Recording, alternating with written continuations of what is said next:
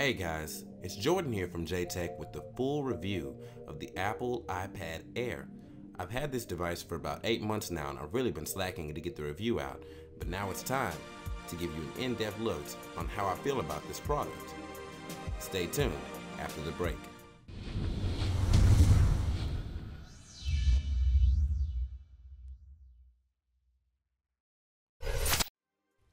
The iPad Air.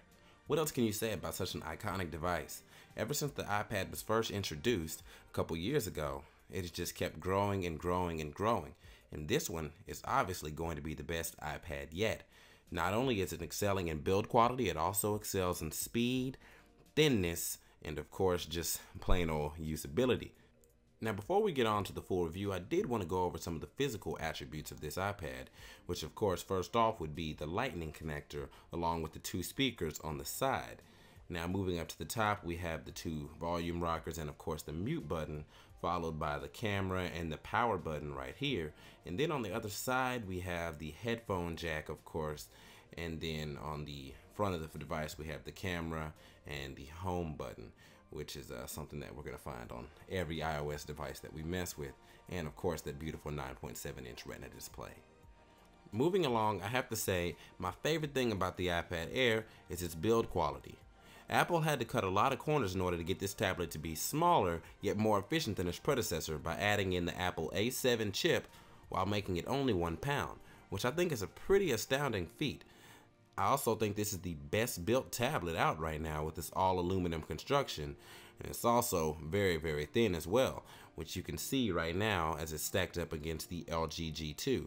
And I've also stacked it up against iPhones and things like that. It's just thinner than a cell phone. The only device that's actually thinner than this one is the brand new Samsung Galaxy Tab S, which clocks in at 6.6 millimeters, while this one is 7.5. Playing games and doing other things on this iPad is extremely easy, especially with the iteration of iOS 7. I didn't show the usability of the multitasking on iOS 7 on here, but being able to get to different apps very easily by double tapping the home button is a very good thing. Playing games on here is extremely easy as well, as all you have to do is open them and they pretty much show up instantaneously, as you can see here while I'm playing Cut the Rope. Each stage just opens up very easily, and I'll just play that real quick. And also more graphic intensive games work as well thanks to the new GPU in the Apple iPad Air and the new A7 chip as well. As you can see, I'm playing Grand Theft Auto San Andreas, which is a game that played on the Xbox, which gives you a good idea of how powerful these mobile devices have gotten nowadays, as you can load up a full save of Grand Theft Auto San Andreas in mere seconds, as it took about a minute or two, if not longer, to load it up on the original Xbox. So that's a very good thing. Other key features I enjoy about the iPad Air is the messaging functionality. It uses iMessage, meaning you can really only message people from iOS devices, but it's a free service that you can use over Wi-Fi or cellular if you have an iPhone or a connected iPad, which is very useful, and it actually helps you connect with people who have iOS devices a lot easier. Also, we have the new and improved Photos app from iOS 7, which pretty much organizes all your photos by the day they were taken, and also where they were taken and all that different stuff, which is also very good as well. And of course the camera has been upgraded on the new iPad Air as well, which is still not the best camera ever, but once again it's still a tablet. You don't need the best, highest quality camera for a tablet, so this is definitely an adequate camera to say that it's on an iPad and not like a phone or something like that. Now, considering all the things that you're doing on this iPad, the battery is very important, and I can tell you right now the battery is phenomenal on this device. I can get 2 to 3 days very easily, and right now it's actually at 84% after being off the charger all day. So I'm very impressed with the battery considering all the things that it does. Now, the last thing I'm going to demonstrate to you about this iPad is the Bluetooth. I love the Bluetooth on this device. As you can see, it's actually connected to those Sony headphones in the back right now. And what I'm going to do is show you how seamlessly the Bluetooth connects to other devices. So right now I'm going to play music from the Sony headphones, and then I'm going to transfer it to the Sony speaker over there on the side. So let's see how easily and quickly it works. You just don't understand me or the things that I do, but remember I do this for me and nothing for you. They'll remember me in history as one of the greats. They'll remember me but forget you as one of the haters. As I rap about real life and the things that I do. Bitches and things that ain't true. Jay, they steady thinking about yesterday while I'm thinking about the future. I'm just praying for a better day while they looking for some teachers. Yeah, that was pretty great, and that basically sums up all the reasons why I love the iPad so much.